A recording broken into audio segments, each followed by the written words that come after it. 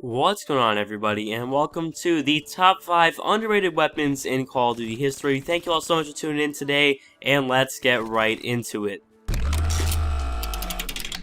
Kicking us off here at the number 5 spot, we have the MP7 from Black Ops 2. Now, this fully automatic SMG did 33 to 18 damage and had a whopping 40 bullets in its mag with 54, including extended mags. Now, it had a 937 round per minute, and in general, this gun just seemed to be very overshadowed by the MSMC and the Scorpion, where in all honesty, it was very good, had a really nice controllable recoil, a good range on it, and in general, it was very good. It competed with a lot of these SMGs very well, and just not enough people seem to use it.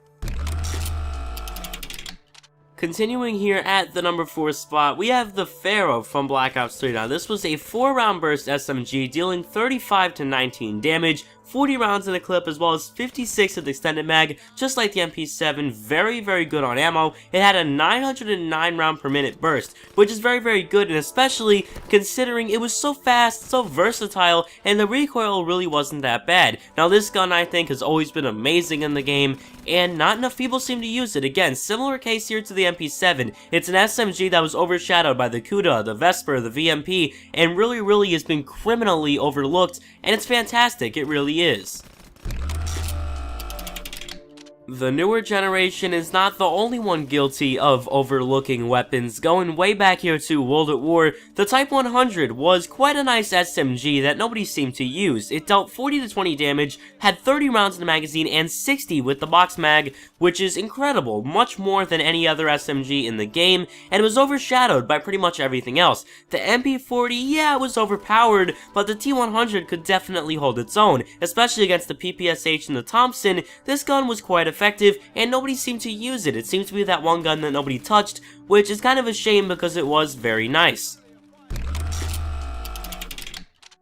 As our runner-up for this week, we have the CBJ MS from Call of Duty Ghosts. Now, put your Call of Duty Ghost hatred behind you for a minute, and let's just take a look at this weapon here. It was actually quite decent. It had an amazing armor penetration, which no other SMGs actually had. It dealt 35 to 17 damage, had 34 rounds at 51 in extended mag. Now, it had 1,000 rounds per minute, which normally, oh my god, that's crazy. However, it had very predictable recoil. When you shot, it kind of went up in a straight line, so you could almost kind of tell where people were coming.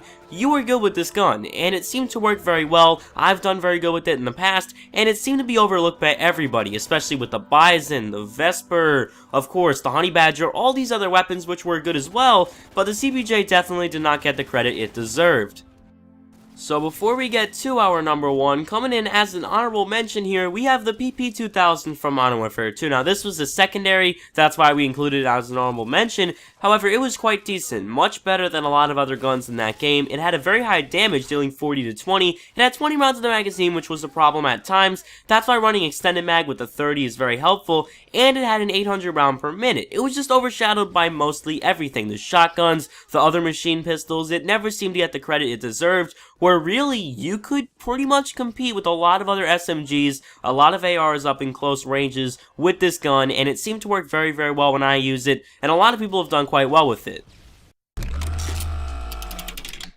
Finally, what you all have been waiting for, at our number 1 spot today, we have the Scar L from Modern Warfare 3. Now, before you get your pitchforks out, just give me a minute to explain. Now, I know this wasn't as good as the ACR, however, it was very good. It was very versatile. It had 35 to 20 damage, 30 rounds in a clip, 40 with extended mag, and a 759 round per minute. Now, the reason why I chose this gun for number 1 was because it was so criminally underrated, because it really was quite decent, and it would almost compete with the ACR. It was very high up there, definitely the best assault rifle aside from the ACR, and it just seemed to work very well in TDM, in free-for-all, in pretty much every game mode. It fared very well against SMGs, against snipers, against shotguns, against other ARs. It fared well against everything, and with the extremely low recoil it had, it made it very controllable, very usable, and I thought it made it definitely good for our number 1 spot today. But let me know what you guys think down below here in the comments, what your top 5 underrated weapons are in Call of Duty history.